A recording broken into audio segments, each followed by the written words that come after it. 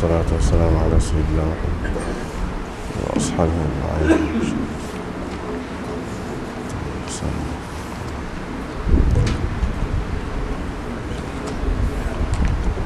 Kita sambung hak baru ni ya.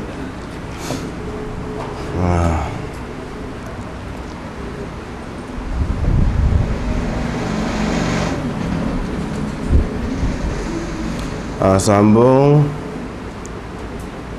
hadis Aisyah, riwayat hadatsana Muhammad bin Abdullah bin Numair. Situ dalam tu ada disebutkan bahawa Nabi SAW memerintah ataupun menyuruh Abdurrahman bin Abu Bakar, iaitu adik-beradik seibu sebapa, semua sepak, dengan Sayyidatina Aisyah radhiyallahu anha. Dia suruh Abdurrahman bawa Aisyah daripada tanah haram, keluar daripada tanah haram, pergi ke Tan'im untuk ihlal umrah. Dia kata ukhruj bi ukhtik min al-haram faltuhilla bi umrah. Hendaklah dia ihlal umrah. Di sini anak-anak tengok mengikut julujur yang dibuat oleh Imam Nawawi, sebab kebanyakan kita ada kitab tu. Imam Nawawi lah senang, takut hilang pucuk muka banyak sangat hadis kan. Hadis dia banyak sangat bab ni, mengikut julujur ni lah. Imam Nawawi menyebutkan, iaitu di dalam hadis ini ada dalil bagi ulama-ulama yang mengatakan bahawa orang yang berada di Mekah, terjemah selalulah, dan mahu membuat umrah, maka miqatnya, yang di tempat mula dia pakai ihram, miqatnya ialah adnal hil, yakni tanah halal yang paling dekat, tanah halal yang paling dekat dengan tanah haram. Gitu. Dan dia tidak boleh ihram umrah daripada tanah haram juga, tak boleh. Dia mesti kena keluar daripada tanah haram, pergi ke tanah halal yang paling dekat. Kalau dia tidak buat lagu tu, dan dia ihram dengan niat umrah daripada tanah haram juga, kalau lagu tu, wa kharaja ila al-hil qabla at-tawaf, dan dia keluar ke tanah halal sebelum tawaf. Dia pakai ihram, niat umrah daripada tanah haram, tapi belum tawaf lagi. Dalam keadaan lagu tu, dia keluar ke tanah halal, sebelum dia tawaf. Ajza'ahu, memadai, jadi sah juga, dan dia tidak kena bayar dam, wala dama alaihi, tak kena bayar dam. Tetapi kalau dia tak keluar, katakanlah dia pakai ihram, niat umrah dalam tanah haram, lepas pada tu dia tak keluar, dia terus bertawaf dan bersa'i, cukur kepala, fa fihi qaulan. Berhubung dengan orang seperti ini, ada beberapa masalah ni Imam Nawawi cerita ni. Berhubung dengan orang seperti ini, ada dua pendapat dalam mazhab Syafi'i. Yang pertama ialah tidak sah umrahnya, tak sah. Pendapat yang pertama, tidak sah hinggalah dia keluar ke tanah halal. Lepas tu dia tawaf, dia bersa'i, dan dia cukur kepala, ataupun guti lah waktu tu. Yang kedua, wahwal asah, ini pendapat yang asah. Jadi dalam mazhab Syafi'i, iaitu pendapat yang kedua, dia kata sah, walaupun dia tak keluar ke tanah halal dan dia telah bertawaf, bersa'i, buat segala-galanya, sah juga. Cuma dia kena wa alaihi damun, kena bayar dam, litarkihi al-miqat, pasal dia tinggal miqat, yakni dia tidak pakai ihram daripada miqatnya. Kerana kesalahan itu, maka dia kena bayar dam. Ini dua masalah.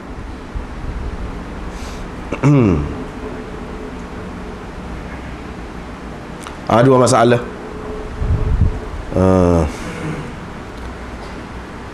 Ulama mengatakan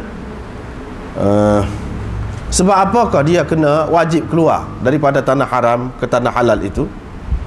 Supaya dia melakukan ibadah haji dia tu supaya terkumpul dalam ibadah haji dia di antara tanah halal dan tanah haram. Itu tujuannya. Sebagaimana orang haji pun buat lagu tu juga. Buat lagu tu juga. Yang dipakai ihram, lepas pada tu masuk ke tanah haram. Sebagaimana orang haji, fa innahu yaqifu bi Arafat. Dia wukuf di Arafat. Arafat tu dalam tanah halal, bukan tanah haram.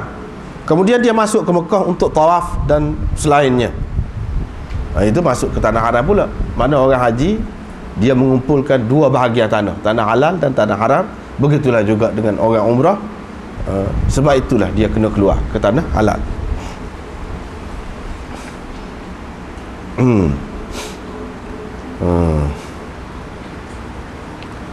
Ini bagi orang yang sudah mengerjakan haji lah, masuk dah ke dalam tanah haram tu. Lepas tu dia nak buat umrah pula.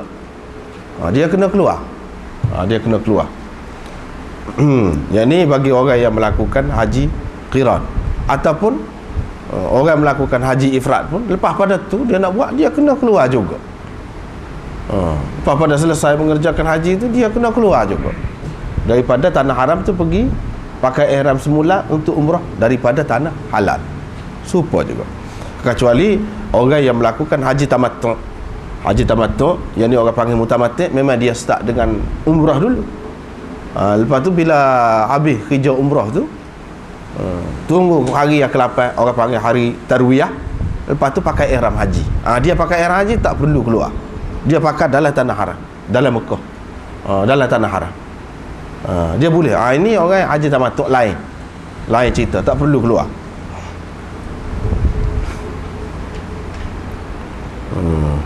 Inilah perincian mazhab Syafi'i. Demikianlah juga pendapat jumhur ulama, bahawa wajib keluar untuk ihram umrah itu ke tanah halal yang terdekat. Tak perlu pergi jauh lah, tak perlu pergi jauh, cari miqat lain jauh, tak perlu.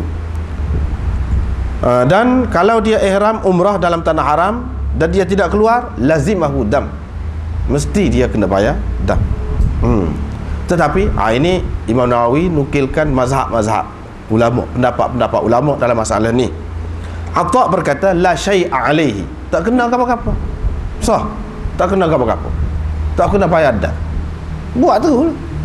Ini pendapat dia.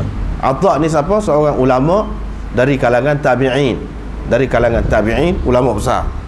Wa qala Malik, Imam Malik kata tak jadi, tak sah.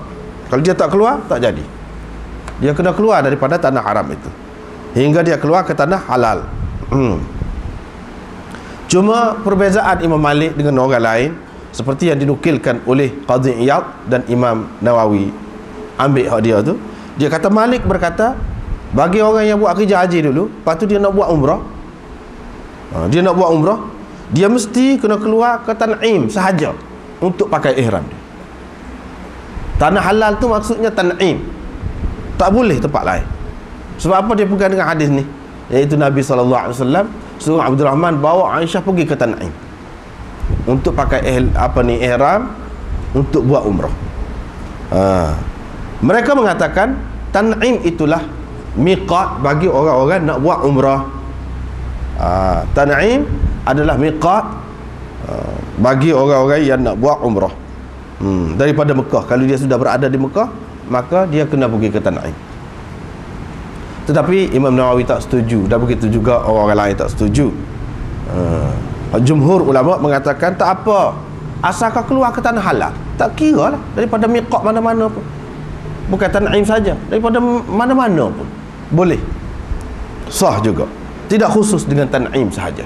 Cumanya jauh lah hak lain tu, jauh lah, menyusahkan lah. Menyusah tu soal lain. Kalau nak boleh, bagi Imam Malik kalau nak pun tak boleh. Dia kena pergi ke Tan'im juga, sebab Tan'im itu satu-satunya miqat bagi orang yang nak buat umrah daripada Mekah. Dia sudah berada di Mekah. Kecuali kalau dia daripada luar lain, dia pun kata boleh buat umrah daripada miqat-miqat lain pun boleh. Ni kalau dia sudah duduk dalam dah, duduk di tanah haram dah, dalam Mekah dah. Lepas tu dia nak buat umrah, macam mana? Dia kena keluar hanya pergi ke Tan'im sahaja, tak ada jalan lain, tak boleh ke lain. Ini mengikut pendapat dia. Itulah pendapat ulama berkenaan dengan orang nak buat umrah ni selepas haji tadi. Seterusnya Nabi SAW dalam hadis ni pula ni ni dalam hadis menceritakan tentang Safiyah. Selepas itulah riwayat daripada Aisyah radhiyallahu anha. Jadi sini ni kitab mana ni tak ada. Begitu juga kitab macam tak Pakistan tu pun tak ada nombor hadis tu. Agak susah, anda terpaksa kena royak gitu jelah. Hadis Aisyah, riwayat Aisyah, wa bihi qala hadatsana Zuhair bin Harb wa Ishaq bin Ibrahim. Situ, tu. Tengok situ. Dalam tu Nabi SAW ada kata berkenaan dengan Safiyah. Safiyah kata, nampaknya aku ni terpaksa menahan kamu, menyebabkan kamu tak boleh pergi. Pasal apa? Pasal aku seorang. Dia kata, ma arani illa habisatakum. Nampaknya tak ada lain dah, saya akan menahan kamu. Kena tunggu sini, pakat-pakat tunggu sini. Pasal apa? Dia mari kota. Nabi SAW pun kata, aqra halqa. Lepas tu dia kata, bukankah engkau telah bertawaf pada hari nahar? Dia berkata, ya. Nabi SAW berkata, la ba's, infiri, tak mengapa, pergilah, berangkatlah. Tak mengapa, berangkatlah. Artinya di sini kata dia, Safiyah Ummul Mukminin, isteri Nabi SAW, telah mari kota sebelum tawaf wida'. Bila Nabi SAW nak balik ke Madinah, dia kata, nampaknya saya akan terpaksa menghalang kamu semua daripada pergi. Tak boleh pergi lah, kena tunggu saya pula, kena tunggu suci ni. Yalah, biasalah kita kata seminggu 6 hari ataupun lebih lagi boleh jadi. Dan saya tidak boleh bertawaf sekarang. Dan Nabi SAW tak boleh tawaf dalam keadaan bagi kota, tak boleh. Dia ingat bahawa tawaf wida' itu tidak gugur daripada orang yang mari kota, perempuan yang berhaid, mari kota. Dia ingat begitu. Kalau tak tawaf wida' tak boleh, tak sah. Dia ingat begitu. Ini semua apa yang berlaku ni menjadi pengajaran kepada kita. Apa yang berlaku kepada Nabi SAW, kepada sahabat-sahabat, walaupun sekali buat kerja haji tu, tapi semua yang berlaku tu menjadi pengajaran, panduan kepada kita. Dia ingat kau begitu. Nabi SAW pun tanya, bukankah engkau telah bertawaf, tawaf ifadah pada hari nahar, yakni pada hari yang ke-10 Zulhijjah tu? Bukankah engkau telah tawaf ifadah? Tawaf tu ada 3, tawaf qudum, tawaf ifadah, dan tawaf wida'. Ni tawaf wida' akhir, nak ucap selamat tinggal, nak klik. Bukankah engkau telah tawaf ifadah pada hari nahar? Dia kata, ya dah, memang waktu sudah dah, kata. Nabi SAW pun kata, itu sudah memadai lah. Itu hak wajibnya. Bila sudah selesai waktu, tak ada apalah, hak ni tak wajib. Kita boleh tahu hukum bahawa tawaf wida' tu tidak wajib. Kerana tawaf ifadah itulah yang merupakan rukun yang tak dapat tiada. Semua orang kena melakukannya. Adapun tawaf wida' itu, maka ia tidak wajib kepada perempuan yang mari kota. Itu tak wajib. Boleh kita tahulah hukum. Dengan sebab itu tak payah tunggu dah, kira nak klik. Tetapi Nabi SAW dalam pada tu dia berkata, aqra halqa. Apa makna aqra halqa? Aqra halqa ni kalau nak kiranya dari segi makna asal dia tak molek tu. Ini pengajaran kepada kita dari segi penggunaan bahasa yang tidak baik. Apakah ia semestinya memberi makna yang tidak baik juga? Tidak. Nabi SAW sendiri pun ada guna begitu. Taribat yadak. Dia kata, bah tanah tanganmu. Syullat yadaha. Lumpuhlah tangan dia. Dia kata perkataan macam tu. Sakilat ka ummu, ibumu kehilanganmu. Aqra, halqa, jadi mandul lah dia. Halqa, jadi botak lah dia. Jadi botak. Jadi mandul, jadi botak. Ada lagi beberapa makna yang lain, tapi itu di antaranya. Bagi orang perempuan ni tak silah mandul kan. Ana pilih makna yang paling dekat, yang paling mudah. Aqra, maknanya mandul lah dia. Halqa, maknanya botak kepala lah dia. Orang tina kan, tak silah, cacat lah, kita kata kurang lah bila tidak dapat melahirkan anak, mandul, tak sih, tak molek kata, macam doa, sekali tengok macam doa, mandul lah dia, botak lah dia. Orang tina ni dalam apa dia buat kerja haji pun, masa orang lelaki cukur kepala, dia tak boleh cukur kepala, haram, tak boleh, tak ada ketika boleh cukur kepala. Kecuali masa kecil mula lah kalau nak cukur pun. Kalau tidak, tak ada ketika. Hak wajib tak ada, hak kena. Tiba-tiba cukur kepala, itu satu yang mengaibkan, memalukan itu. Orang tina Allah SWT buat apa? Orang lelaki botak habis dah. Nah, dia tak botak, jarang kita nak jumpa orang perempuan hak botak. Berkali tak aja jumpa. Orang lelaki biasalah hak botak kepala. Tapi orang perempuan tidak. Allah SWT buat dia tu dari segi rambut dia lebih terpelihara. Tiba-tiba botak. Jadi mengaibkan. Pak Nabi SAW kata lagu ni molek kah? Dia nak ajar apa kepada kita? Bolehkah kita guna perkataan-perkataan yang seperti ni? Jawabnya boleh, sekiranya dalam bahasa itu dipakai dengan makna lain. Contohnya kita bahasa Kelantan. Kita kata Menatan ni, Menatan ni, kalau orang luar kasar punya tu. Dan kita pun tidak guna, orang Kelantan pun tidak guna pada orang-orang baru kenal kau, rapat benar dia guna. Kalau tak boleh guna perkataan itu, menunjukkan tak mesra lagi.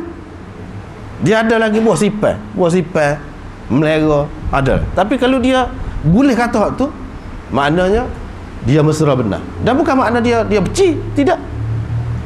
Dan bukan dia menganggap binatang tu makna binatang, tidak. Perkataan tu saja digunakan begitu. Supaya juga kita kata punah ranoh. Rajin kan orang guna punah ranoh. Lagu ni lelah lah. Maknanya lelah sekali ni dia. Kita buat lelah sekali. Maknanya dia lelah kah? Kalau kita doa dia lelah? Tidak makna tu. Mana pekerjaan yang seperti ni menyebabkan jadi lelah ni. Menyebabkan jadi lelah. Jadi perkataan makna asal tu tidak dipakai. Dan ulama seperti Imam Nawawi ni dalam Syarah Muslim, dia sudah sebut dah, kalau Nabi SAW kata, ini mengikut ahli sunnah, kata sesuatu ucapan yang tidak baik zahirnya kepada seorang sahabat atau isteri dia atau sesiapa, itu bukan bermakna doa keburukan kepadanya, bahkan sebaliknya memberi makna kebaikan, doa kebaikan. Ini sebab apa? Kalaulah betul-betul itu doa sungguh, mana terbit daripada hati Nabi SAW, doa dia makbul. Jadi lagu tu dah lah. Dia kata kepada Aisyah, syullat yadaha, lumpuhlah tangannya. Apabila lumpuh tangan Aisyah, tak pernah lumpuh sampai ke mati, menunjukkan dia tidak maksud. Cuma perkataan itu seperti bahasa kita tadilah, punah-panah, pada lita, kita kata saja apa saya kecek lagu tu. Tobat pun, apa makna tobat tu? Tobat tak makna. Tobat ni kita bertobat. Tadi guna tobat pula. Tobat pun. Perkataan tobat bukan dengan makna asal lagi di sini. Supaya juga ini. Dan kita kena faham begitu. Adapun puak-puak Syiah dan puak-puak yang benci kepada sahabat, Khawarij ke apa, dia kata ini menunjukkan Nabi tak senang hati dengan sahabat-sahabat dia, sehingga kadang-kadang terkeluar perkataan-perkataan yang seumpama ini. Kita boleh tanya dia, bagi orang ahli sunnah, kita tanya seperti tadi lah, kalau ini terbit daripada hati Nabi SAW sendiri dan dia maksudkan makna asal dia, tentu jadi. Sebab doa Nabi SAW makbul. Jadi kau sahabat-sahabat dia kata lagu-lagu tu adakah jadi? Tidak jadi. Ini menunjukkan dia tidak maksudkan makna yang sebenar. Dan perkara ini bahasa mana-mana pun kalau kita tengok ada. Kalau dalam semua bahasa diterima penggunaan perkataan-perkataan yang seperti ini, tidak dalam maknanya yang asal, kenapa kita tidak boleh pakai bahasa Arab tu dengan makna yang majazi, makna pinjaman juga, kenapa tak boleh? Ini benda yang kita kena ingat dah. Kalau jumpa lagu ni semula, Nabi SAW kata kepada sahabat-sahabat, zahirnya menunjukkan berat-berat tu, lagu tak adilah. Dia pasal orang, ada orang ni kecek lagu tak adilah. Setengah-setengah orang tu dia ada apa ni, dia guna perkataan tu sama, dia rajin guna tu. Sikit-sikit rebah sekali ni, dia kata rebah, padahal tak ada rebah ke apa, sedap buat masuk rebah. Dia pasal guna perkataan rebah. Ada orang pasal tu, tapi tidak dipakai dalam artinya yang asal. Baiklah. Dalam hadis ini ada dalil menunjukkan bahawa tawaf wida' itu bahawa tidak wajib kepada perempuan haid, dan tidaklah perlu dia menunggu hingga kepada suci untuk dapat mengerjakannya, dan dia tidak perlu bayar dam kerana meninggalkannya. Inilah mazhab kita dan mazhab ulama sekaliannya, kata Imam Nawawi, kecuali apa yang dinukilkan, apa yang disebutkan oleh Qadhi Iyad daripada sebahagian ulama salaf, dan itu adalah pendapat syadz dan mardud, pendapat yang ganjil dan tertolak. Inilah hak kemahnya. Ya, ada dalil, cukup dalil macam ni. Ada pun hak kata kena bayar dam, tak boleh kena tunggu, kena tawaf juga. Itu pendapat yang syadz, pendapat ganjil. Pendapat ganjil ni kita tak usah pakai lah, tak usah pakai. Dia hak ganjil-ganjil ada mana-mana pun, sama-sama pun ada hak ganjil-ganjil. Ulama-ulama ni kadang-kadang dia kecek ada buah pelik, kita usah pakai lah tu.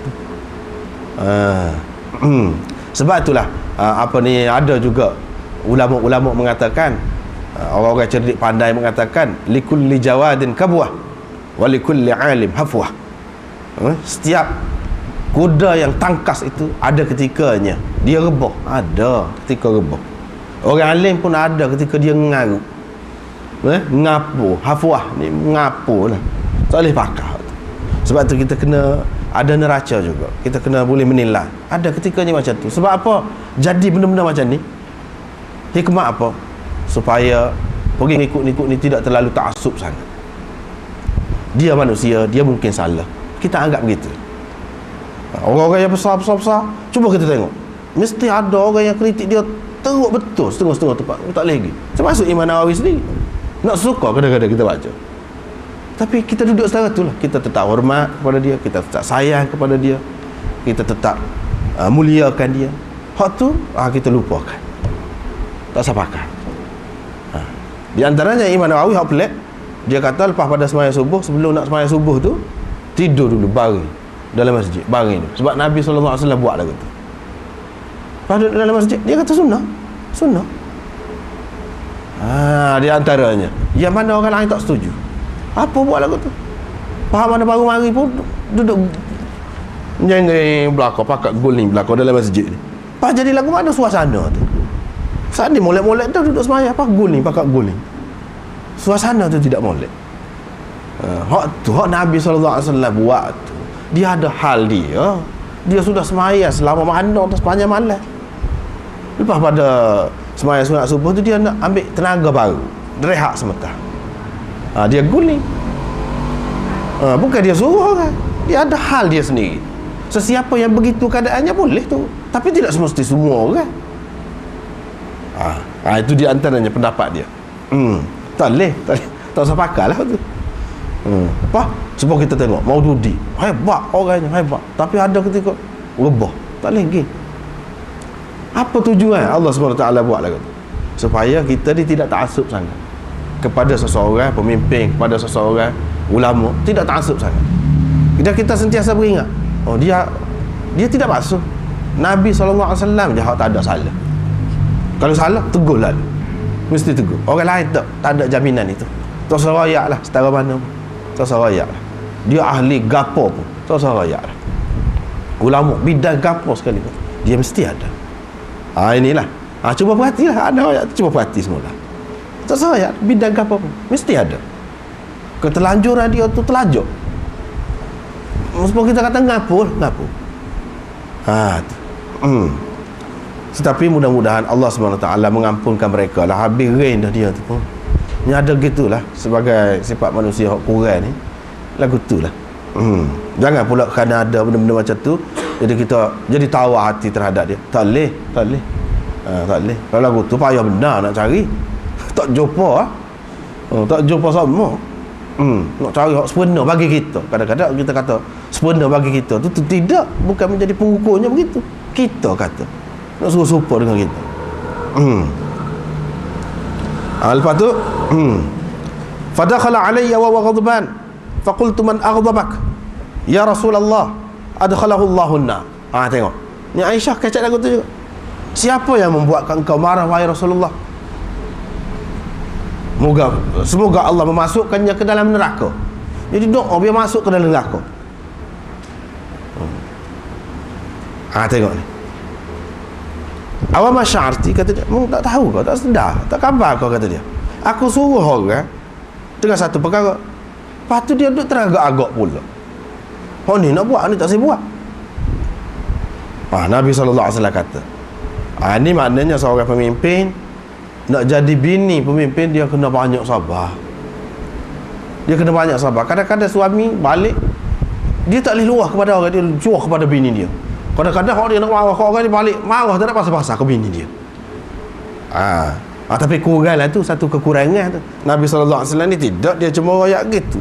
Apa ni lagu ni tak saya dengar. Jadi Aisyah pun siapa kata begitu. Ini menunjukkan bahawa Nabi SAW marah apa? Kerana melanggar, melanggar hormat syarak, dan mereka teragak-agak dalam menerima hukumnya. Sedangkan Allah SWT berfirman, fala wa rabbika la yu'minuna hatta yuhakkimuka fima shajara bainahum thumma la yajidu fi anfusihim harajan mimma qadait wa yusallimu taslima. Allah SWT berfirman, tidak, demi Tuhanmu, mereka tidak beriman sehingga mereka menjadikan engkau sebagai pemutus dalam masalah-masalah yang diperselisihkan di antara mereka. Kemudian mereka tidak berasa sebarang kesempitan, keberatan di dalam diri mereka dengan keputusan yang engkau berikan itu, dan mereka menerimanya dengan sepenuh hati. Ini sifat orang beriman. Tiba-tiba nampak macam teragak-agak tadi. Rasulullah berasa sedih lah, pasal dia ni teragak-agak, sahabat-sahabat ni. Dan hadis ini juga menunjukkan bahawa elok kita marah. Jangan kalau anak kita, orang-orang bawah kita melanggar sesuatu perintah agama, kita relax, tak ada berasa apa. Kena menampakkan kemarahan dengan kata-kata ke, dengan perbuatan ke. Jangan dilek. Supaya juga di sini Aisyah, orang yang menyebabkan Nabi SAW marah, dia kata macam tu. Tak apa kata macam tu. Ni lah puak-puak Syiah kata. Tengok sahabat langgar. Baru ni sudah anda sebut dah. Sebenarnya kalau kita perhati, pada muka surat mana?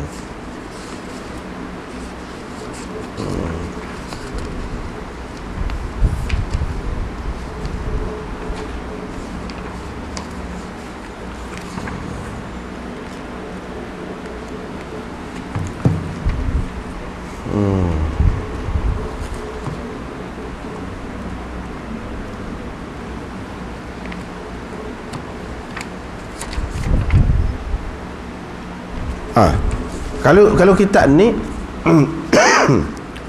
2-3 las lepas ni, 2-3 las lepas. Cuba perhati gapo dia kedudukan yang sebenar. Tak kena kita nak kritik sahabat kerana tadi Aisyah kata, maka menunjukkan sahabat ni tak molek, sahabat ni jenis tidak terima selalu hak Nabi SAW raya. Puak-puak ni kalau kita kata lagu ni, dia kata puak-puak ahli sunnah ni nak betul sama sahabat, lebih nak jaga sahabat lagi daripada nak jaga Nabi SAW. Dia tidak faham. Kalau tidak jaga sahabat tu, Nabi pun jadi tak terjaga. Dia tidak faham. Cuba kita tengok hadis ni Aisyah juga, iaitu hadatsana Muhammad bin Abdullah bin Numair qala hadatsana Ishaq bin Sulaiman an Aflah bin Humaid an Al-Qasim an Aisyah radhiyallahu anha qalat kharajna ma'a Rasulillah sallallahu alaihi wasallam muhillina bil hajj fi ashhuril hajj wa fi hurumil hajj wa layalil hajj hatta nazalna bi Sarif. Lepas tu fa kharaja ila ashabihi fa qala man lam yakun ma'ahu minkum hadyun fa ahabba an yaj'alaha umratan falyaf'al wa man kana ma'ahu hadyun fala faminhum al-akhidhu biha wa tariku laha mimman lam yakun ma'ahu hadyun. Kalau kita perhati situ, mana sabarlah sahabat-sahabat ni, dia tidak ikut tu, tidak sekaligus terima selalu hak Rasulullah sallallahu alaihi wasallam kata tu. Sebab Nabi sallallahu alaihi wasallam sudah kata gini dulu. Cuba perhati apa maknanya. Nabi sallallahu alaihi wasallam kata kepada sahabat-sahabat dia, sesiapa yang tidak ada bersamanya di antara kamu ni hadyu, binatang kurban, sesiapa yang tidak bawa binatang kurban sekali dengan dia, kalau dia nak jadikan haji dia tu sebagai umrah, boleh juga. Falyaf'al, buatlah, bolehlah. Tetapi orang-orang yang ada binatang hadyu, binatang kurban bersama dia, tak boleh. Tak boleh. Mana daripada hak haji tu nak tukar kepada umrah, tak boleh. Tetapi hak tidak ada hadyu bersama dia tu, kalau dia nak tukarkan haji dia kepada umrah, falyaf'al, boleh dia lakukan. Nabi sallallahu alaihi wasallam kata fa ahabba, kalau dia suka, kalau dia nak. Ni bukan makna wajib ni. Dia tidak, sahabat-sahabat ni setengah-setengah dia tidak faham. Nabi sallallahu alaihi wasallam suruh mesti, sebagai mesti. Sebab Nabi sallallahu alaihi wasallam kata kalau sesiapa mahu. Ini makna ada pilihan. Masih ada pilihan lagi. Dia tidak jelas. Pilihan dia setara makna. Dia tidak jelas. Tunggu kejelasan supaya terang, tak apa, tidak jadi kesalahan. Setakat ni tidak jelas. Lepas pada ni baru Nabi sallallahu alaihi wasallam kata tak boleh. Barulah semua ikut lepas pada tu. Tapi di suatu ketika dulu Nabi sallallahu alaihi wasallam tidak kata mula-mula lagi mesti orang-orang yang tidak bawa hadyu tukarkan haji dia kepada umrah. Tak boleh cara lain. Dia tak ada kata lagu tu. Dia kata sesiapa yang mahu menjadikan hajinya kepada umrah, yang ditukar haji dia kepada umrah, boleh dia buat. Mana ini pilihan. Sebab itu sahabat tak buat. Kebanyakan orang-orang yang keliru tentang hadis ni, dia tengok sah hadis. Dia tidak tengok dalam satu bab tu baca belaka. Kadang-kadang satu hadis ni dia tidak selesai dengan Muslim saja. Kita baca satu bab Muslim tak selesai lagi. Kita kena tengok kitab lain pula, bab yang sama. Dalam kitab tu tak selesai lagi, kena tengok lagi. Dia kena banyak baca. Lepas baca tu pegang molek, perhati molek perkataan-perkataan yang dia guna. Barulah tidak akan kita ni menimbulkan fitnah, kata huduh kepada sahabat, sangka bukan-bukan kepada sahabat. Barulah jadi macam tu. Kalau tidak kah, habis sah kah? Habis sah kah? Dulu kita sudah jumpa dah. Akhir zaman Nabi SAW kata orang mukmin ni serupa apa ni, sehelai bulu hitam pada lembu putih, ataupun sehelai bulu putih pada lembu hitam. Siapa setara tu? Apabila lagu mana? Setengah-setengah orang dia puak-puak ni, puak-puak bid'ah ni, ahli bid'ah, akidah ni, dia kata macam-macam. Tak pelik kata dia, kalau kita kata sahabat tinggal 2-3 orang, puak lain murtad berlaku. Dalam hadis ada sebut dia. Dia bagi kotu pula dah. Padahal dulu kita sudah baca dah hak tu dalam bab gapo? Bila dalam Kitabul Iman, Nabi SAW nak cerita akhir zaman tu, zaman Ya'juj wa Ma'juj, ada ketika akan berlaku sampai begitu. Bukan setiap zaman. Tapi kalau baca sesuatu, maknanya kita boleh kata zaman ni boleh jadi, zaman dulu boleh jadi. Boleh tak kata lagu tu. Tak boleh, kita kena baca habis. Di sana dalam banyak-banyak hadis tu dia ayat di zaman tu baru selesai. Serupa juga di sini. Kalau tengok ni nampak ni kata gini, ni kata gini, tengok ni selesai. Apa yang sahabat tidak turut selalu? Sebab di peringkat mula-mula Nabi SAW macam bagi pilihan begitu, tidak sebagai azimah, tidak sebagai wajib. Tetapi setelah tu bila Nabi SAW suruh juga, maka mereka turut. Adakah sesiapa di antara mereka ni yang tak tahu setelah Nabi SAW jelaskan dengan sejelas-jelasnya, royak tak boleh, mesti kena buat lagu ni? Adakah tak tahu? Cuba buktikan. Kalau tak boleh bukti, tak ada mana. Kalau tak boleh bukti, siapa dia? Hak tak tahu sampai ke sudah. Di antara ramai-ramai sahabat begitu ramai ni, puluh-puluh ribu ni sahabat ni. Siapa dia? Hak tak tahu. Tak ada. Tak ada.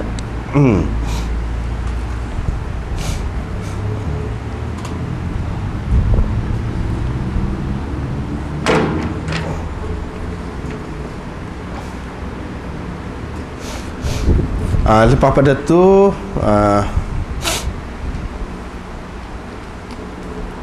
Nabi SAW kata, kalaulah aku tahu, dia kata, perkara akan datang seperti mana aku tahu perkara masa lalu, urusanku hak telah lalu, tentu aku tak bawa hadiyu bersamaku, tentu aku tak bawa binatang kurban ni bersamaku. Kalau sini ada dua tiga perkara. Yang pertama, Nabi SAW ni tak tahu perkara gaib, perkara akan datang dia. Tidak semua dia tahu. Allah SWT bagi tahu, dia tahu. Dan dia tahu tu bukan kerana dia beramal ilmu apa-apa. Ada siapa-siapa mari royak ke dia, alik belakang dinding ni ada ke? Tak ada kerana beramal. Itu ilmu dunia orang panggil. Ilmu dunia tak ada juga. Boleh kita tahu. Alik belakang dinding masjid ni ada ke apa dia? Dia ada syekh dia mari royak. Hak tu boleh makan jurus benar tu.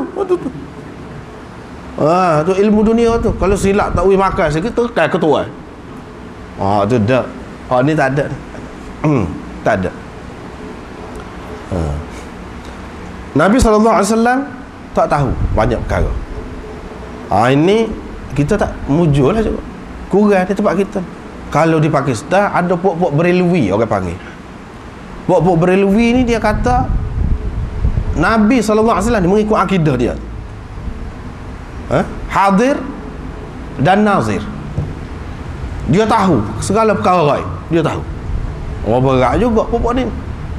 Nabi SAW tahu segala perkara gaib. Dia ada sama. Ni dalam majlis kita dia ada, mengikut dia. Tempat-tempat yang molek roh dia ada. Pak kita kata banyak tempat molek. Ada belaka roh Nabi SAW. Pak dia tahu belaka. Dia hadir belaka. Itu akidah dia. Rosak juga. Ramah ni puak ni ramah. Dia tak tengok pada hadis. Tak usah lah. Kalau tak sepakat hadis, dia susah. Dia ni puak ahli bid'ah ni, salah satu sifat dia tak terima hadis. Kalau hadis-hadis lagu ni dia tak boleh. Dia kata tak ada, tak boleh pakai. Dia tak sepakat tu pakai Quran. Lau kuntu a'lamul ghaib lastakthartu minal khair. Kalau aku tahu perkara gaib, tentu banyaklah benda-benda yang molek, benda-benda yang baik aku dapat. Tapi Nabi SAW tidak. Dalam Quran kata, patut saya percaya Quran. Dalam Quran kata Nabi SAW tak tahu perkara gaib. Perkara gaib dia tahu, Allah SWT bagi tahu. Gitu. Dalam masalah ibadat pun macam ni. Bagi kita tak jadi masalah Nabi SAW tak tahu perkara gaib. Kalau tahu perkara gaib, dia Allah ke agama lain. Lama-lama Nabi tu jadi seperti Tuhan. Dah najis dia suci. Najis dia tak ada bayar. Pelik lah, tak serupa banyak perkara dengan orang. Kesimpulan akhir sekali dia tidak orang. Dia nak bawa Allah ke lain, dia adalah jelmaan Tuhan. Kau apa? Ke situ. Tak boleh. Nabi SAW tak tahu perkara gaib kecuali Allah SWT bagi tahu.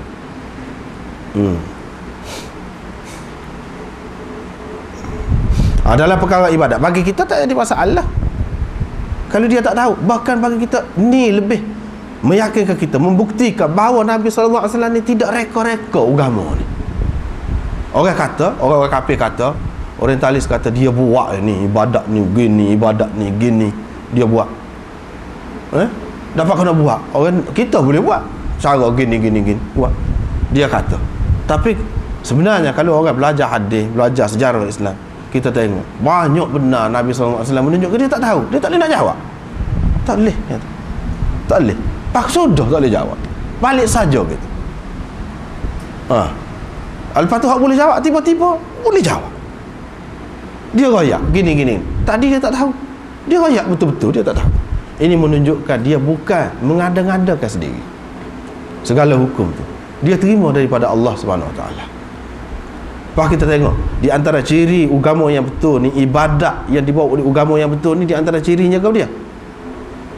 Bukan benda kita boleh buat ni. Kalau falsafah dia sorang dia je. Hak dia royak teori dia tu sorang dia, syok sorang je. Siapa dia apa orang ikut dia. Saja. Tetapi kalau agama orang panggil benda hak tak faham. Benda hak tak faham. Di sebalik dia banyak hikmah kalau kita kaji. Lepas tu di samping tu orang ni macam mana jiwa dia jadi tu tu dengan penuh taat setia, berasa dengan penuh kasih sayang. Ini yang pelik. Ini sifat agama yang benar. Ibadat yang dibawa oleh Nabi dia tu, pengikut dia tu terima dengan baik dan tu betul, dengan khusyuk, dengan penuh harapan kepada Allah SWT. Begitu. Dan siapa menangis-nangis, dia tak berhenti, tak pernah buat sepanjang hayat buat. Bukan sebentar, bukan sebulan dua buat. Kasihnya sanggup berkorban kerananya. Ini benda pelik. Benda bukan boleh dibuat-buat. Kalau orang buat tak sampai setara tu, sebulan dua boleh lah, setahun dua boleh. Lepas tu pakat tinggal. Ni cuba kita tengok haji kau misal, kau ramah orang buat, terpaksa kena kota pula dah. Kau ramah orang daripada sini hak semaya. Bila ada waktu yang kosong daripada waktu semaya? Tak ada. Dah kita sini malam, sana mungkin zuhur, sana pula lewat sikit, ada semua orang semaya. Asalnya tidak, tak ada. Kita nak cari mana agama lagu ni. Agama Kristian seminggu sekali ya semaya. Itu pun kalau nak pergi. Hak ni setiap waktu ada orang yang ingat pada Tuhan dengan cara yang ditunjuk oleh Nabi dia. Mana ada agama lain lagu tu? Kalau kita tanya, ni dia mau buat lagu ni, dia ambil dalam kitab mana? Cuba royak. Tak boleh royak. Tapi beza dengan agama Islam yang dibawa oleh Nabi SAW ni, beza. Hak sani lah, di antaranya benda-benda macam sani. Orang nak boleh ngapa Quran, sanggup ngapa Quran. Susah nak ngapa ni, tak erti bahasa Arab, tak apa. Ibu bapa tu pun senang hati, habis PT tu tak apa. Ya anak ni pun jadi tidak sepayah ngapa benda lain. Faham mudah ke apa dia? Budak, kau mudah. Apa? Kalau muka lain, kau mudah faham orang tua. Kau banyak ingat, banyak faham. Kalau muka lain. Tapi kalau Quran tidak, orang tua kau payah. Apa? Pasal dia sesuai dengan fitrah suci dia. Orang ni jadi siapa setara tu kepada Quran. Mana ada kitab dalam dunia ni lagu tu? Ini benda pelik. Ni kerjaan Nabi orang panggil. Lagu ni lah mukjizat. Tidak nanti mukjizat ni Nabi ada, dia tak ada, kita boleh tengok macam mana hak dia ajaran hak dia bawa. Ada kau setara tu? Tak boleh, tak ada. Ni benda pelik. Benda-benda ni kita perlu kena ingat. Benda-benda ni kalau kita royak kau orang kafir pun dengung dia. Tak ada dalam agama lain. Macam mana? Usah kau Quran, hadis ni melibatkan perawi-perawi. Berapa ribu perawi ada kitab tulis. Nak cari ke perawi ya, nak tahu hadis ni hasan ke, dhaif ke, sahih ke, berapa banyak kitab, berapa banyak masa ulama telah bagi habis hayat supaya Yahya bin Sa'id Al-Qattan. Tak ada lain. Tu kerja. Siapa dia gaji dia? Tak ada siapa dia gaji. Tapi boleh berkorban kerana nak jaga agama, nak jaga hadis Nabi SAW. Itu bukan Quran, hadis. Mana ada kitab lain setara tu orang jaga? Mana ada? Tak ada. Ni keistimewaan agama Islam. Mukjizat ni. Kita tahulah hadis ni mukjizat ni kalau setara tu. Benda bukan tak mampu tu kalau kita nak buat, nak upah orang, tak boleh. Dia tak akan jadi lagu ni. Jaga diri dia, jaga biar warak. Takut-takut orang tuduh dia akan datang. Dia dalam senarai pernah dituduh curi ke, pernah dituduh pelawak ke. Jaga sepanjang hayat dia hidup dalam keadaan suci. Bukan senang nak buat lagu tu. Kenapa? Nak jaga hadis. Ini ulama-ulama dulu. Seperti Imam Bukhari, tahu pitih dia. Pitih nak pergi mengembara, nak pergi ngaji. Ada pitih. Ni cerita dia lah, cerita. Lepas tu dalam kapal, naik kapal, tiba-tiba dia baik dengan satu orang tu, baik entah macam mana, jadi dia jadi royak kepada orang tu, pitih dia bawa mak dia bui ke dia. Ayah dia mati, dia masa kecil lagi, mak dia royak. Lepas pada tu tak apa, orang tu pun siapa dalam perjalanan dia meraung. Dia kata jerit dia kata tak ada habis lah, tak boleh buat kerja apa dalam dia, pitih dia habis, tak ada. Dia curi kau orang, pitih lagu mana orang gagal. Dia pun royak dalam jabil lagu ni, dalam pundi-pundi lagu ni. Imam Bukhari pun faham hak dia maksudnya, sebab dia tunjuk kau kata hak dia sifat tu. Dia pun senyap-senyap, dia tahu dalam laut, tahu. Orang pun buat pemeriksaan, puasa tak ada jumpa. Pakak marah ke dia, bahasa menipu, pelawak, kata menyusah kau orang lah, menyusah kau orang. Lepas pada tu Imam Bukhari tahu, dia pun jumpa pula dengan Imam Bukhari. Lepas ini pengalaman Imam Bukhari semasa belajar lagi, tengok dia jaga diri dia. Lepas pada tu orang tu kata bagaimana? Dia kata bagaimana? Tak ada pitih. Dia kata duit itu tidak lebih bernilai daripada nama baik aku. Nama baik aku sebagai pelajar agama tidak lebih bernilai lagi duit sebanyak. Duit tu untuk berapa tahun tu mak dia kumpulkan untuk dia, tidak lebih bernilai daripada aku diketahui oleh orang, dituduh oleh orang sebagai pencuri. Lebih baik aku kehilangan duit. Tengok, nak jaga tu siapa lagu tu. Nak jaga kau, dia nak jaga hadis. Siapa dia bui gaji, bui upah kau, tak ada.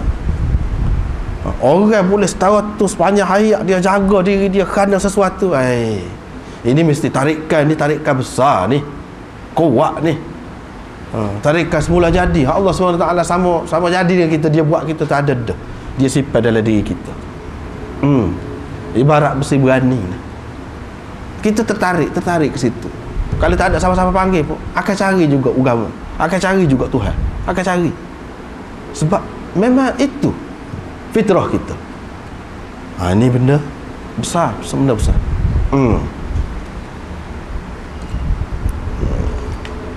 Baiklah.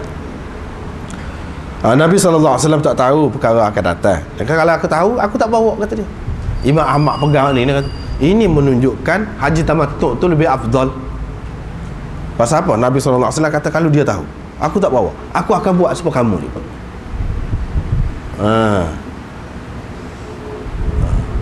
Ini orang panggil sunnah tamanniyah. Sunnah tamanniyah ni apa makna? Sunnah yang Nabi SAW tak pernah buat, tetapi dia menyatakan hasrat dia, keinginan dia. Kalau aku gini-gini, aku akan buat. Itu orang panggil sunnah tamanniyah. Kalau aku hidup tahun depan, aku akan puasa pada 9 Ashura. Dia kata lagu tu. Tiba-tiba dia tak ada. Itu sunnah tamanniyah juga tu. Mengikut setengah ulama, dia kata 9 hari bulan, setengah kata 10 hari bulan. Tapi hak lebih itunya 9 hari bulan.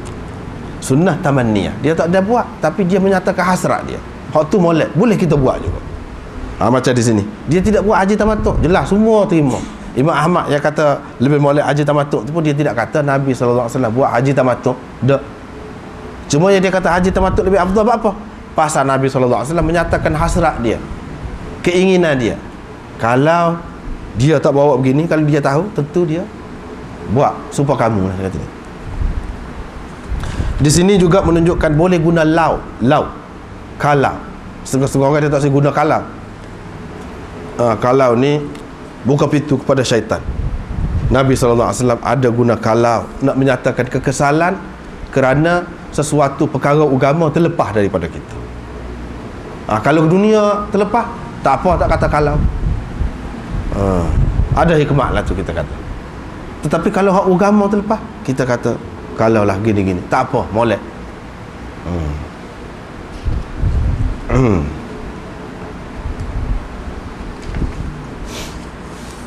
Sehingga ada kan dalam penyair apa ni, syair Arab ada dia sebut ulamu ala lawin walau kuntu aliman bi adnabi lawin lan tafa awailuhu. Dia kata, aku dicela kerana kalau semua kalau ada lapu rajin nak baca, ada lapu tak baca pula. Kalau ada kipas pula rajin, ada kipas pun tak rajin juga.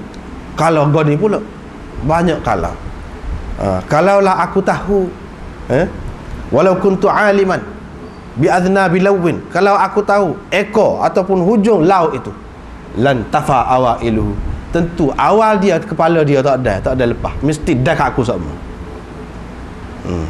Tak ada ke hujung lah, tak ada sampai ke hujung, tak ada tengok akibat dia. Ada hak mungkin ada kalau tu pegang lalu. Dia kata. Dia kata. Kerana dia kata kalau ni lah dia tercela. Tidak tercela sekiranya kerana perkara agama. Sebab ucapan kalau itu dia akan menimbulkan keinsafan juga kepada kita.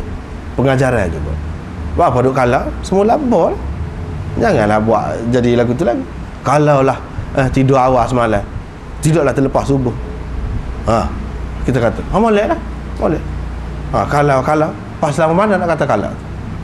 Tidur cepat lah, bol lah kalau.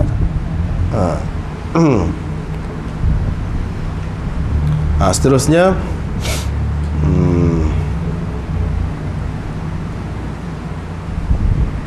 ini cerita hadis Aisyah riwayat daripada Yahya Ibnu Habib Al-Harithi qala hadatsana Khalid ibn Al-Harith, dan seterusnya Aisyah bergendong dengan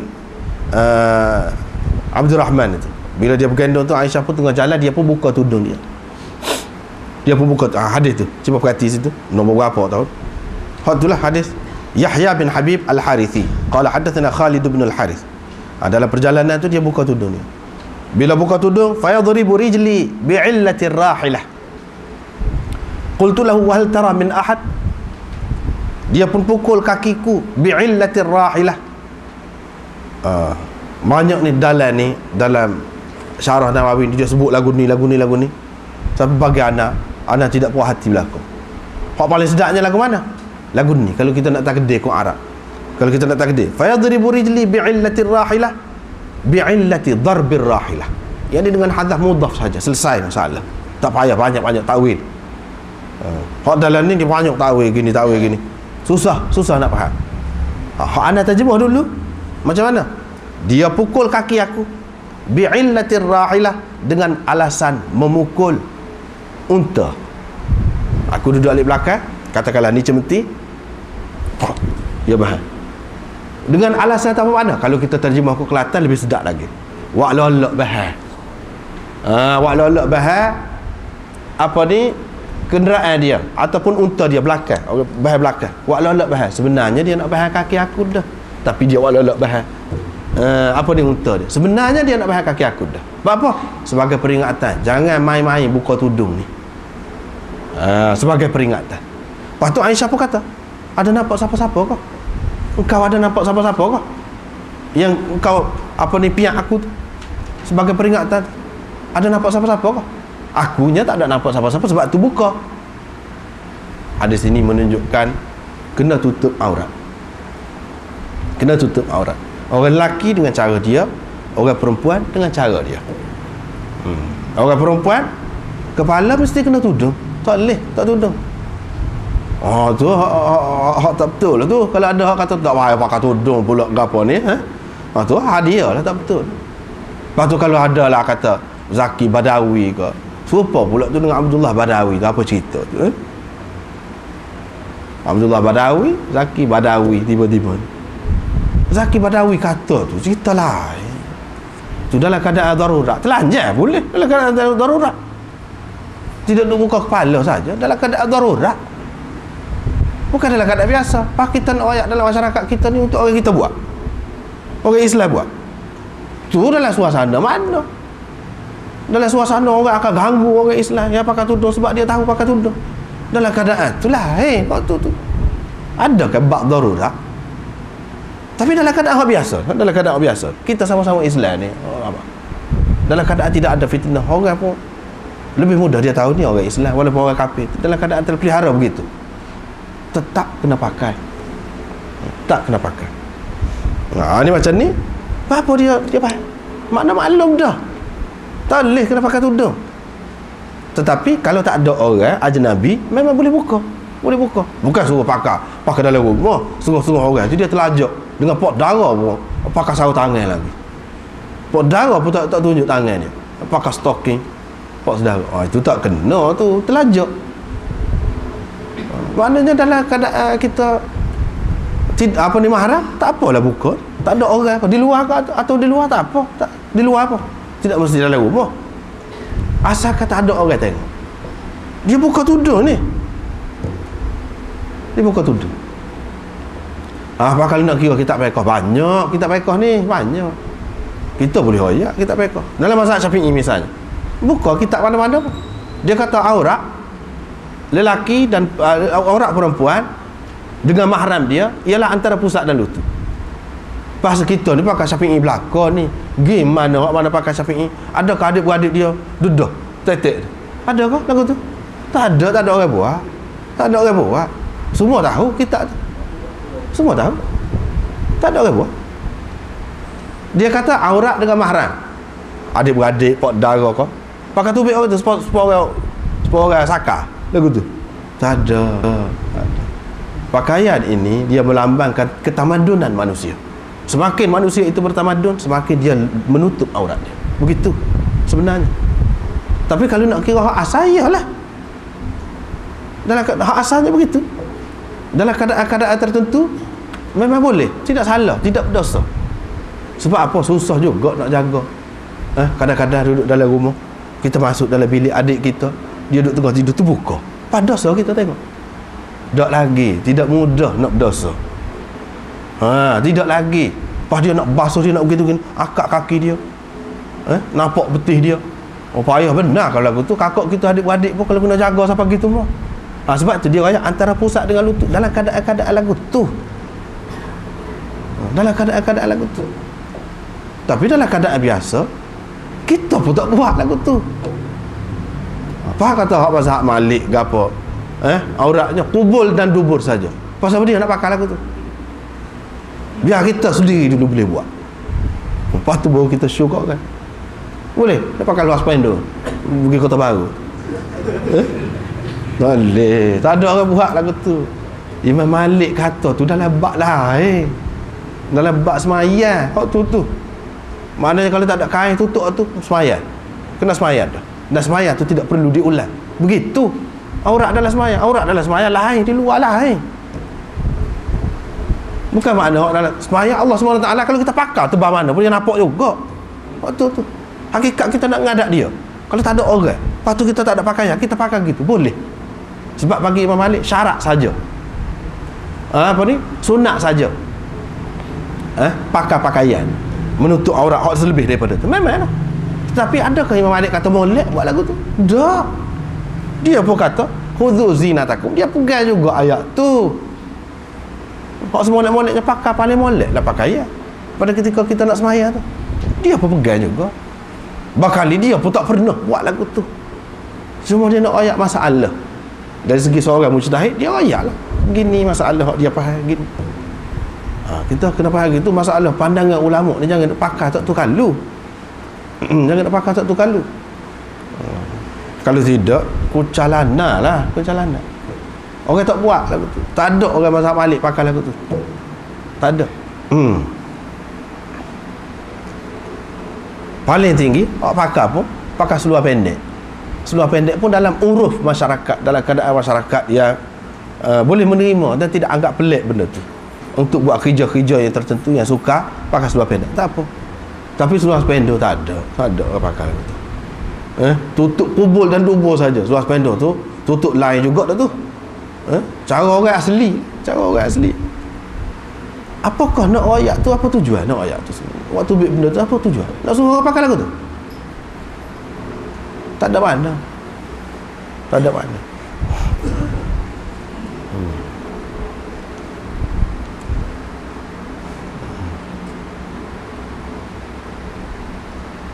Lepas tu kadang-kadang orang dia kata sebab kita sangka buruk kepada orang Islam, kita kata adakah orang ni nak jadi gila kira rambut?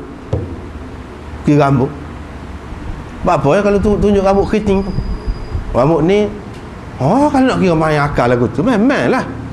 Orang ni rambut keriting, orang ni rambut putih, dah Tuhan buat putih, tunjuklah. Orang ni rambut merah, tunjuklah. Baru ada faedah hak Tuhan buat, tunjuk. Kalau nak kira lagu tu, hak Tuhan buat dia, bukan Tuhan buat. Orang ni rambut dia comel keriting, pelak sikit, hak dia keriting. Apa tujuan tudungnya? Dah dia buat lagu tu, tunjuklah. Kalau nak kira lagu tu berat. Tak boleh fikir lagu tu. Tak boleh fikir lagu tu. Banyak lagi kalau nak kira tunjuk. Hak dalam luar boleh juga tunjuk. Tak tahu lagu mana hak dia. Lagu tu. Banyak lagi, tak boleh. Apa ni hak rambut lagu tu. Kita kena faham gini. Penyair. Kan duduk puja dia ada satu bab. Kalau kita baca buku syair ni, bab rambut, dia puji rambut orang Tino saja. Gila ke rambut dia bayangkan supaya awan lah rambut ni supaya gini. Gambar dia tidak rambut. Orang boleh gila ke rambut. Orang boleh gila ke tumit. Orang boleh gila ke tangan, boleh gila. Hak tidak berasa tu sebab tu tidak berasa. Bukan apa pun tidak berasa lagi. Sebab tu orang zaman sekarang dia tak ada nafsu. Sebab apa? Dah tengok belakang tu, tak ada nafsu. Sebab tu dia lemah. Tak ada keinginan kepada bini dia. Sebab apa? Tak ada benda pelik dah. Bukan tak tudung belakang dah, tengok belakang dah. Ini benda penyakit zaman sekarang. Tetapi hikmah Islam bila dia tutup, benda tu berharga. Dan kita bernafsu betul-betul. Molek lah bernafsu terhadap isterinya, betul, molek. Dan kita tidak tengok orang lain. Simpan tenaga, orang panggil simpan tenaga. Ni duk cuah koksi tenaga. Duk cuah koksi, lepas tu jadi bila sapa kepada bini hak sebenar, lemah dah lah. Ini akibatnya. Orang tak faham benda tu. Kawalan nafsu. Apa kelebihan dia? Supaya juga dalam Islam, apa dia tak siwi barah koksi, dia tak siwi cemburu koksi, dia tak siwi deki koksi. Sifat Allah SWT juga buat. Dia nak suruh biar kena pada tempat dia, simpan molek. Hak marah tu simpan molek. Jangan duk marah tu kali. Anak tak pada marah, siapa baham menambung. Tak pada tu. Dengar orang jahil tu tak gitu sekali nak marah, tak pada tu.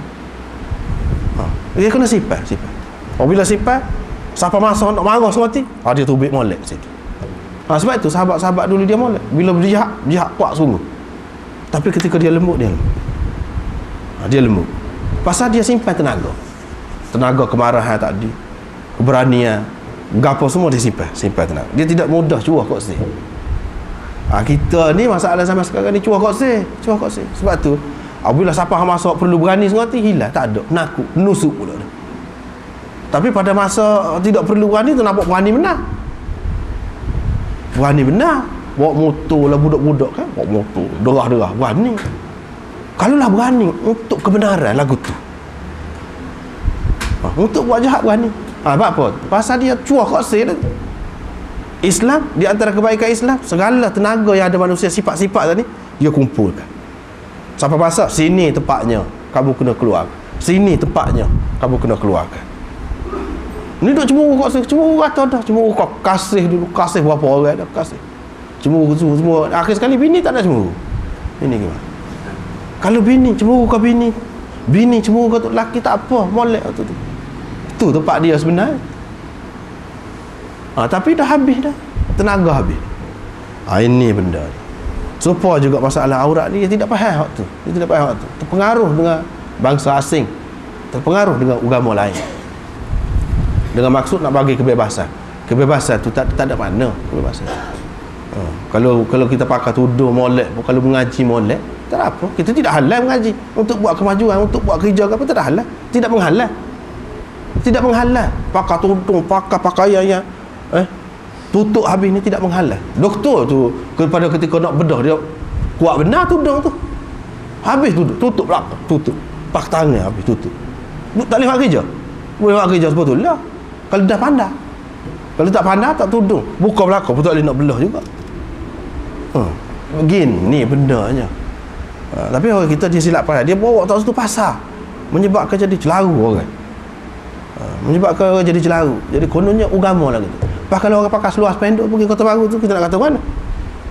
Kalau yang orang terima hak kita lah, hak kita bawa lah gitu, tidak. Pakai seluar pendek pun tak apa, tidak haram. Nak jadilah ke mana? Kita nak bawa ke situ kau. Kau nak bawa ke mana? Dia tidak faham. Dia tidak faham. Semua mazhab mana-mana pun kata kalau ketika buat haji orang tidak mesti kena buka muka. Tak ada khilaf. Hak kata pakai tudung tutup muka pun dia kata kena buka.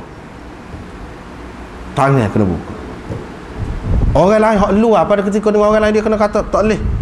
Pakai sarung tangan tak boleh. Ada juga pendapat lagu tu. Tapi pada ketika haji dia kata tak. Begitu juga dalam semaya. Tak ada siapa kata pakai tudung tutup muka ni dalam semaya. Tak ada. Tapi hak luar ada. Dia beza tu. Hak Imam Malik kata aurat tadi tu sudahlah semaya tu hak tu. Dia tidak kata luar. Cerita lain. Yakni kita kalau tak ada pakaian pun tak boleh tak semaya. Namun kita kata dah syarat, dah tak ada syarat, tak ada masyrut. Dah tak ada syarat tak semaya ni kena tutup aurat. Dah tak boleh tutup aurat, tak sah semaya. Ini masalah Imam Malik nak ayatnya. Dah. Kalau ada sekadar tadi boleh tutup kubur dan kubur pun kena semaya dah. Gitu maksud dia. Pas semaya tu semaya dalam masjid pun lagu tu. Takkan lagu tu. Takkan lagu tu. Kalau dalam masjid ni ada ramah, takkan orang tu tak boleh beri kain dia sikit. Orang ni tak ada kain, ramah kan? Ni maknanya adalah satu keadaan. Ini masalah fiqh. Masalah fiqh ni kadang-kadang dia buat andaian yang jauh-jauh. Pelik-pelik, masalah-masalah yang ganjil. Gitu maksudnya. Adakah suruh pakai dalam masjid? Tak ada. Tak ada. Inilah orang panggil fitnah. Tak kena cara memahami pendapat ulama. Tak kena cara memahami pendapat ulama. Begitulah. Ni pun tengok dia jaga ni. Isteri Nabi lebih-lebih lagi lah. Isteri Nabi lebih-lebih lagi lah kena jaga.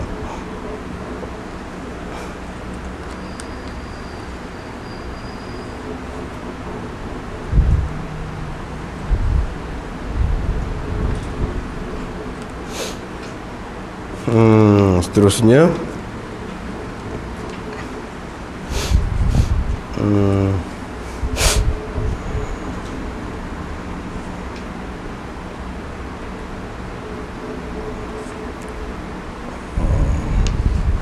seterusnya hak akhir.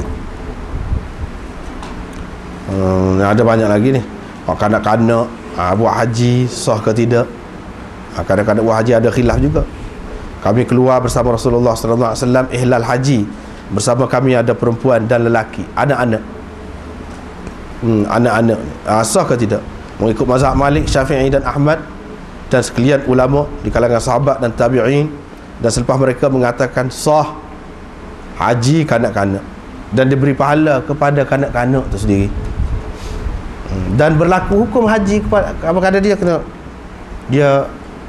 berlaku kepada dia, kena jagalah hukum haji. Dan jadi sebagai haji haji jadi cumanya tidak melepaskan haji Islam. Orang panggil haji yang merupakan rukun Islam itu tidak lepas daripada dia. Yakni bila dia balik, kalau dia ada kemampuan, dia kena pergi buat haji pula. Tapi hak dulu hak dia buat haji tu boleh pahala ke dia juga. Budak tu boleh pahala juga. Dan dia kena jaga. Bila dia buat haji, dia kena jaga lah. Ibu bapa dia lah kena jagalah dia tu. Segala perkara-perkara yang kena jaga semasa buat haji tu. Tetapi Imam Abu Hanifah mengatakan tidak sah ihram dia tu, haji dia, dan tidak ada pahala, dia kata budak tu. Dan dia tidak kena jaga sangat lah. Ini semua sebagai latihan saja. Supaya juga kanak-kanak semaya boleh pahala ke siapa? Ke ayah dia, ke mak dia. Boleh pahala kat tu, bukan boleh pahala ke dia. Dia tu sebagai latihan saja, sebagai latihan puasa pada budak-budak yang belum balik, lagu tu saja. Ini pendapat dia, beza pendapat lah.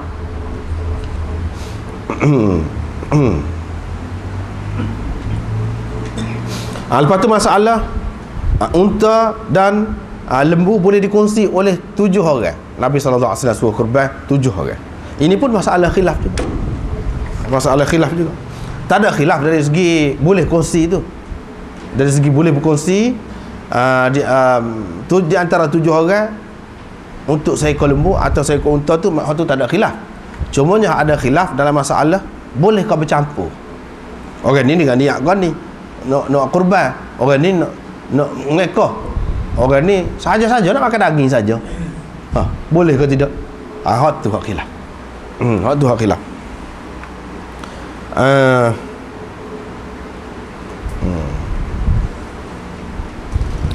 Mengikut Imam Syafi'i dan orang sependapat dengan dia, dia kata harus berkongsi 7 orang untuk seekor unta, masuk juga lembu. Sama ada kanu mutafarriqin atau mujtami'in, sama ada mereka itu suku-suku berselerak ataupun sama. Sama ada mereka itu semuanya nak buat hak fardu ataupun nak buat hak sunat. Setengahnya sebagai sunat saja, setengahnya sebagai hak fardu. Yang ni hak fardu ni dia kena bayar dah. Hak tu fardu lah atas dia. Hak ni dah dia nak ngekah saja. Ngekah tu sunat saja. Semuanya untuk bertakarrub kepada Allah SWT ke? Atau sebahagiannya bertakarrub, sebahagiannya nak daging saja ya. Tak ada apa, nak daging saja. Ni ada khilaf. Diriwayatkan daripada Ibnu Umar, Anas, Imam Ahmad juga berpendapat begitu. Yang ni boleh kalau berselerok begini. Berselerok sana. Tapi Imam Malik kata kalau mereka itu mutatawwi'in tak boleh. Setengahnya nak buat hak sunat, hak ni hak wajib, tak boleh campur. Wajib berlaku. Ngekah berlaku. Nak kurban berlaku. Tak boleh hak ni kurban, hak ni ngekah, hak ni lagu ni tak boleh. Apa lagi kalau nak daging saja. Dengan maksud nak daging saja tak boleh. Imam Abu Hanifah kata kalau semuanya dengan maksud takarrub, hak ni nak ngekah pun takarrub juga. Hak ni nak bayar dan takarrub juga. Hak ni nak kurban pun takarrub juga. Ibadat juga harus. Kalau sekiranya bentuk ataupun jenis takarrub mereka itu sama. Kalau sama. Tapi kalau beza aja. Sama ada kurbah mereka itu sama ataupun beza. Tetapi kalau sebahagiannya untuk takarrub, sebahagiannya untuk nak daging saja, tak boleh, tak sah. Tak sah. Ini dalam masalah ni ulama-ulama yang kata sah dia pakai kias. Sebab 7 gia, satu bahagian tu sama dengan seekor kambing. Kalau seekor kambing, kalau orang ni boleh buat ikut dia nak lah. Dia nak mengekah boleh, dia nak kurban pun boleh. Dah seekor kambing. Ayah tak boleh lah, kambing lah, maknanya sekurang-kurangnya. Bermakna kalau 7 bagi 7, kalau dia ambil sebahagian serupa dengan seekor kambing, dia buat suku. Orang ni buat suku, apa tak boleh. Itu berdasarkan qiyas. Tetapi kalau ditanya, adakah Nabi SAW pernah buat orang ni capur-capur lagu? Tak ada. Jadi dengan sebab itu sebaik-baiknya lebih moleknya tak usah capur lah. Kalau kurban berlaku. Gitu. Hak lebih moleknya. Sebab tidak ada daripada hadis Nabi SAW sama ada dia sendiri buat ke atau sahabat ke buat campur-campur tadi. Tak ada. Cumanya hak kata boleh, dia berdasarkan kias. Kiasnya sebab ni lah. Sebab segian maknanya seekor kambing sebab dengan seekor kambing. Bahkan orang tu seekor kambing tu dia sembelih untuk ngekah. Orang ni seekor kambing, suku pula kambing dengan maksud untuk kurban misalnya. Tak apa kan? Hak ni pula gitu juga. Sedangkan Imam Malik, Imam Abu Hanifah kata tak boleh kata lagu tu. Hak ni kambing suku-suku, sembelih suku-suku. Hak ni sembelih mampu dah, hak tu tak mampu lagi. Hak ni dak, hak sekot tu tak boleh. Dia kata kok mana-mana benda khilaf lah. Semua anda ayat tadi hak lebih molek kalau kita nak jaga, sebab tidak ada dalil yang terang. Tapi oleh kerana benda tu khilaf, iyalah gitu. Hak lebih moleknya kita kata sebab tadi biar serupa.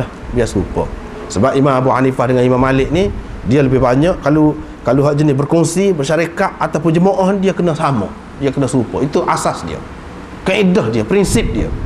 Misalnya semaya jemaah, dia kena serupa. Tok imam semaya zuhur, makmum kena semaya zuhur. Kalau makmum niat kau lain tak boleh. Tok imam semaya sunat, makmum nak ikut semaya fardu, makmum nak semaya fardu di belakang tak boleh. Mengikut Imam Malik, Imam Abu Hanifah tak usah. Dia kena serupa niat. Hak paling kena serupa sekali niat tu lah. Serupa juga masalah kurban tadi. Bila kita berkongsi, hak kena serupanya niat nak sembelih di seekor, dia mati seekor. Bukan mati 7 ekor suku-suku. Dengan sebab itu niat dia kena serupa. Bagi mereka tak boleh. Tapi bagi Syafi'i dan Ahmad luah tentang masalah tu imam buat sembahyang fardu, kau makmum sembahyang sunat. Tu imam sembahyang sunat, kau makmum nak sembahyang fardu. Sunat gapo, makmum nak buat sunat gapo ataupun buat fardu gapo, tak kisah dia. Asalkan rupa sembahyang tu, tunduk bangun tu serupa, ikut imam. Lepas pada tu dia berhenti, katakanlah sembahyang tarawih lah kita kata. Ni mengikut fiqh Syafi'i lah. Sembahyang tarawih. Tu imam tu sudah sembahyang tarawih. Makmum ni ya qada dia ni. Qada zuhur, kau qada asar, kau ikutlah. Tak kira. Boleh. Asalkan semasa dia ikut imam tu, dia jangan mendahului imam, ikut betul. Lepas pada tu imam habis, dia buat cara dia. Boleh mengikut fiqh Syafi'i dan Ahmad boleh. Tapi Malik dan Abu Hanifah kata tak boleh. Tak boleh buat lagu tu. Dia hak nombor satu sekali, kalau benda hak kongsi ramai-ramai ni, dia kena serupa niat tujuan kita, matlamat kita kena sama. Tak boleh masing-masing buat. Pefaedah buat sekali kongsi lagu tu. Dia kata kalau masing-masing nak buat pula, ini benarnya. Ada sini ada sebut